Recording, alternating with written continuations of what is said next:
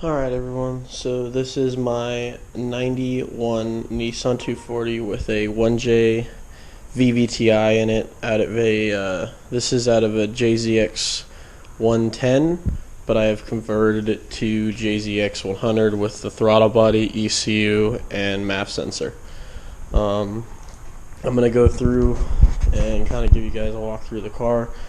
I know the last time I made a video I was painting this car, so I didn't have an engine. There was a lot of stuff not done to it.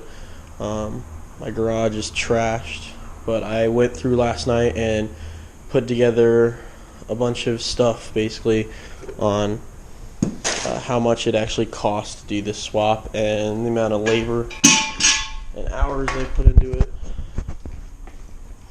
So there's a couple things like I've been trying to get.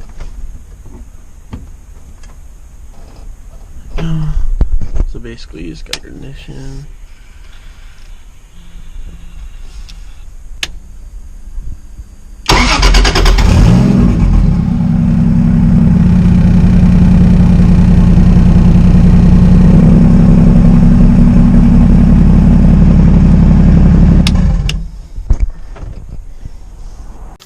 So the 1J VVTi was $1,800, the CD09 was $700, the Maverick Motorsports adapter was $920, the ISR JZ mount from Injuku Racing was $340, the excessive CD09 shifter bracket version 2 was $310. I had a custom drive shaft made at a drive shaft shop here in town.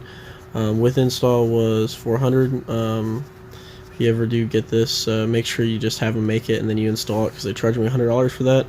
JZX 100 ECU was $100 for my buddy. JZX 100 harness was $160 from a guy in Canada. JZX 100 MAF was $40 for my buddy. The intake gasket off Drift Motion was $100. Throttle body gasket was $10. The JZ to 240 power steering hose was $70. The oil cooler kit from Drift Motion was $440. The BCR 70 NGKs were $15. The JWT clutch from Concept Z was $400.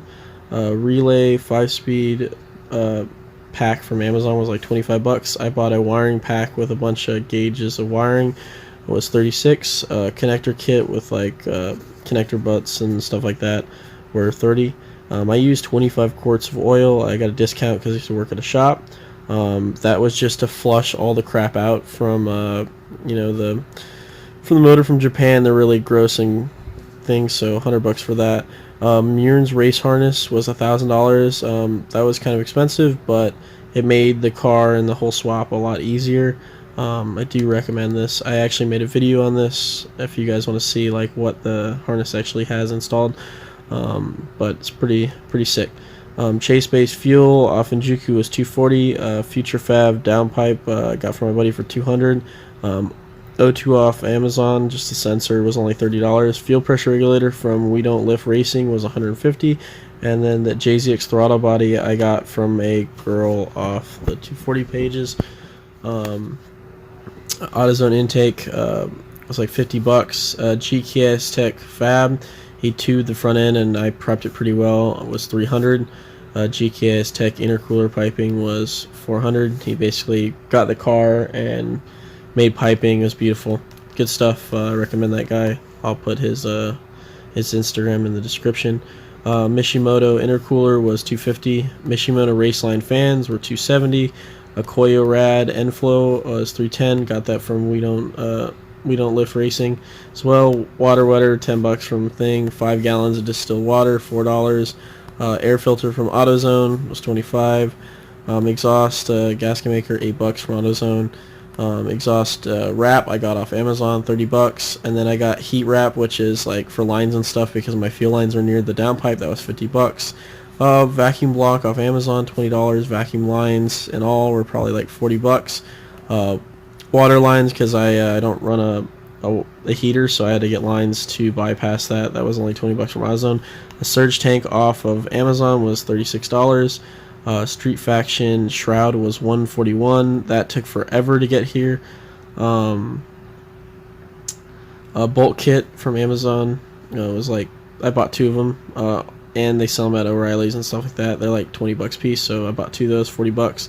Loctite, $10. Custom front end work. Basically, I have a welder, and I had to cut my stuff for, the 45 degree with the intercooler and all that stuff. I basically made it so I could detach my front end. So I just said that's about $150, and then for metal, and then like labor would have been about $220 because I spent some time on it. Serpentine belt off of Amazon was $36. Wiring specialist JZX connector. It's you don't get 2 pins with the ECU you have to get because they're actually off the body of the car. But that was $100. And then this is just extra metal I had to use. Power steering tank for an S13 was $20. Harbor Freight pressure gauge was $15 for the fuel pressure regulator. Power and ground cable ordered off Amazon, $40. Custom wiring alternator, it was like I had an extra JZ harness, but probably $30 for that, like 3-pin piece and wire and stuff like that. Redline fluid for the trans CD09, it was $60 from Concept Z. G-Ready 1.3 rad cap, that's $20. Towing the car to get it from place to place to get stuff to made, that was a big thing. And then I had to buy a water adapter, which was $25. So the grand total, what I have added up, is around $10,891. Let's just call it even with like $11,000. I did also the whole thing with the whole car, and that equaled out to about $23,889, and then I still need to get some stuff for it, so that's exciting. But basically, to rebuild this whole car, it'd be $23,889. Probably doing it again, I could do a little cheaper, but you live and you learn. So I basically made a list of like how long it takes to recreate this, and it's $395 is what I came up with. Now there's probably a lot of hours and stuff that I kind of exaggerated on, maybe an hour to do this or do that, but a lot of research and development went into this, so I'd be sitting in the garage for hours trying to figure stuff out. But to recreate this car, I have it set at 395 hours, and basically from when I got the car till where it's at now has been 1 year and 8 months. To recreate this car on with money, I'd probably do a little cheaper, but I got $23,889. And I still need a couple things, but just to give you an idea, if you wanted to recreate this car, that's how much it would be.